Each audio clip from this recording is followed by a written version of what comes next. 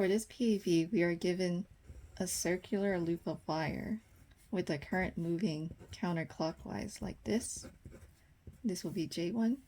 And we're also given a straight wire going with the current going down like this. And the values for the current for the circular loop is 0.5 amps. For the second wire going down is 1.20 amps. And the radius of that circular loop of wire is 10 centimeters, or 1 times 10 to the negative 1 meters. And we're asked to find the magnetic field at point P in the middle of the circle.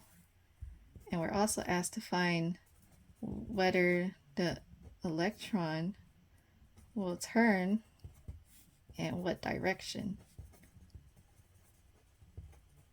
So if I have an electron moving to the right here, will it turn or not, and what direction?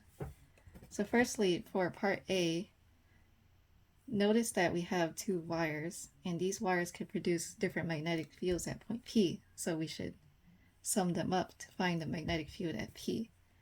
And to do that, let's first find the magnitude and direction of each of the two magnetic fields. So for the first magnetic field for a circular loop, we could use the equation mu sub 0 times I1, current 1, over 2R, which is equal to 4 pi times 10 to the negative 7 times 0.5 amps over 2 times R, which is 1 times 10 to the negative 1 meters. We could simplify this. 2 times 0.5 is 1, so this is pi times 10 to the negative 6, or 3.14 times 10 to the negative 6 Teslas. And for the direction, you do the cross product of J1 x R. So J cross product with R vector. Say the R vector moves down like this, and J at this point moves to the right like this. So you do the cross product J, and then curl your finger. So straight fingers J, curl your fingers to R, and the thumb will point outwards. So it's out of page, and I will draw this. So it was my hand like this with the fingers like this, and my thumb was out of the page like that. So that's the magnetic field for the circular loop. For the straight wire, it is the equation mu sub 0 times current 2 over 2 pi R. And R, in this case, it would be D, but we could use R if we had R be here, and J would be moving down here. So then we would plug the numbers in.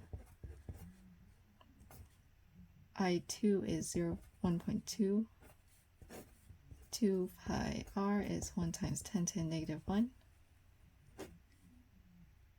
This would be 2 times 1.2, that's 2.4 times 10 to the negative 6 Teslas. And for the direction, I already drew the vector. I did it out of order, but I drew the vector here. So at this particular length of the wire, we have the current moving down. And then we have R over here. So if we curl our fingers, my thumb will be into the page. So if I were to draw this, it would look like this. Apologies, I can't draw hands. Our thumb would be into the page with the X like this. Let's draw the nails so it's not too confusing. So this is into page. Now to sum them up, we know that they're into and out of the page. So we're dealing with the Z axis, So the axis is like negative z is into, positive z is out of. So if we treat the first b vector as into the page or out of the page, this would be a positive z hat. And the second vector is a negative z hat out, it's into the page. And then if we sum it up, that's 0.74 times 10 to the negative 6 into the page. So that would be, the magnetic field at P would be 0.74 times 10 to the negative 6 Teslas out of the page. So that's part A. For part B, if we have a free moving electrons in this circular loop of wire going to the right, that means we could assume that the velocity is moving to the right. Yes?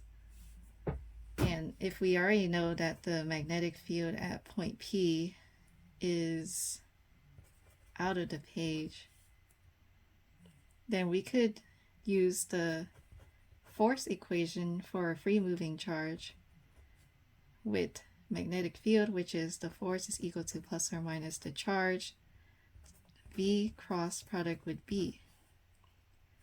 So we're dealing with a negative charge, so let's remember to flip the force sign.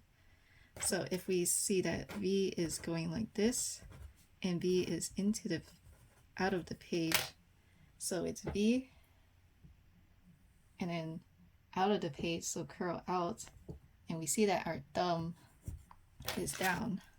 So if I were to draw this, it would be something like my fingers are like this and my thumb is down like that. And so that means the force is down from that cross product. But remember, force down, but it is flipped, so it's actually, the force is up because we negated the force vector. So therefore it turns, the electron turns upwards because the force is upwards, so acceleration is upwards, so change in velocity is upwards, which means the turn would be upwards like this.